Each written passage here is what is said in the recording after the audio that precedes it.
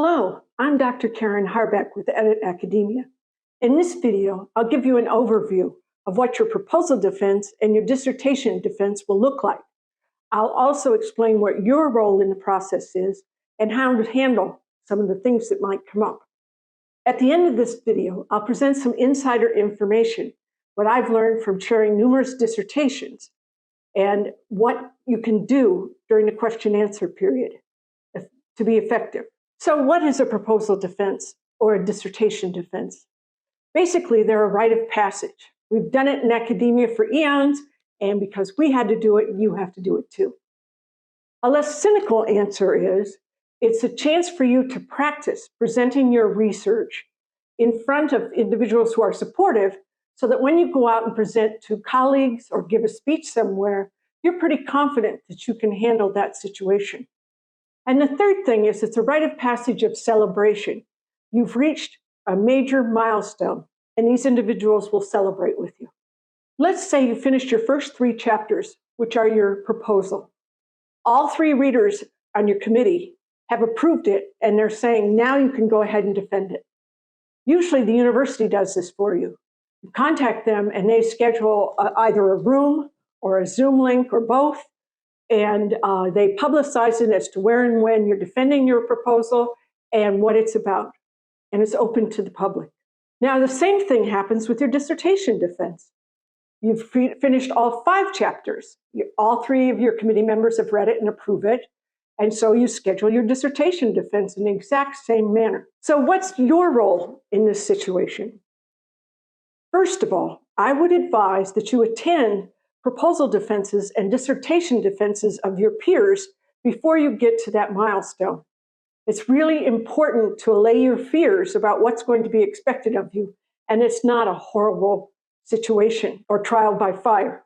So basically what happens is, the people in the room will be your 3 committee members and anyone who's come from the public. It could be your mother, it could be a friend, it could be a professor from another program, it could be some of your peers trying to get tips on how you've handled these rites of passage. So anybody can be in the audience. What your role is then is to prepare a 15 to 20-minute PowerPoint presentation outlining your research to date, whether it's just to your first 3 chapters or to your 5 chapters. In another video, I'll talk to you exactly about what goes into each slide for your proposal defense, and again in another video, what goes into each slide in your dissertation defense. You'll find the processes are inextricably linked because you use the same slides in the first one for the second one. So it's pretty easy to tackle. So now you present your 15 to 20-minute PowerPoint presentation. Shorter is better, like 15 minutes. And then each of the committee members in your audience have thought of a question or 2 to ask you. They're usually not terribly difficult. They want to be supportive of you, but they ask some questions to get the discussion rolling, which usually doesn't roll very long. But what happens if a professor from another program or a peer from your program asks you a question you don't understand? Here are the insider tips from my chairing numerous dissertations. Don't look like a deer in headlights. Ask them to explain what they mean, because often a peer will be using the wrong terminology, and once they talk about what they're trying to ask you, you'll get a sense of what they want to know, and you can answer the question. But what if somebody's sort of argumentative and they speak up and say, well, I don't think Freud would agree with your analysis, or I don't think Heidegger would accept this at all? Again, smile and say, I don't understand what you're trying to get at. Could you explain it more for me, please? If you can pick up where they're going with it and include it in your dissertation research, then go with it. If you can't, you could say, that's very interesting, but that's not what I covered in my research. The last trick is to open it up to the audience and say to one of your professors, well, what do you think about that question, Professor so-and-so?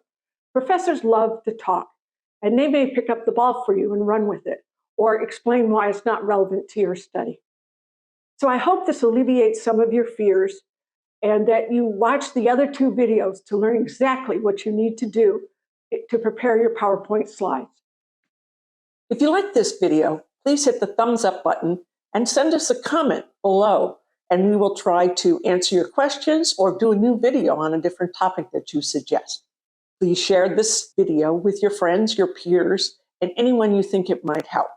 And if you click on the subscribe button and ring the bell, you'll never miss any future content. If you need more personalized help, look at our blogs at editacademia.com or give us a call so we can help you out. Thank you.